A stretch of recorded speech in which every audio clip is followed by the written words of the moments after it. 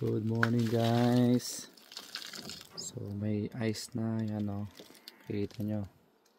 May ice na po tayo. Yan. Unti-unti na lumalabas ang yellow. Makikita nyo din yung lupa. Medyo maputi. And meron araw nakasilay. Yan o. Nagigilo yung ating salamin. So ang lamig.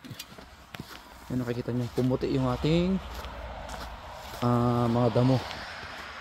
Lamig. Okay.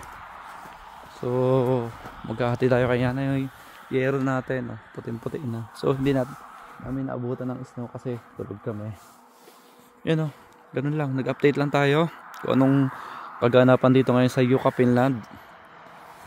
So open natin yung ating kuhain natin sa sakyan at maghahati tayo kaya na. Malamig siya guys. Malamig. Super lamig.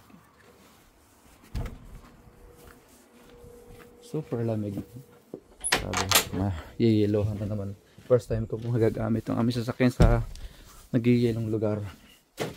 So, andar po tayo. Uy, tumitigas na yung yung pintuan. Okay naman, one click. Lamig. Alright. So, balik tayo dito. Pakita ko lang sa inyo ang yun, lamig, sobra. Sarap tungtungan, malamig-lamig, malamig sa paa. Alright, para tayong nasa nagpo-pros. So pakasta ngayon sa finish yun ay pakasta. And awring ko paista.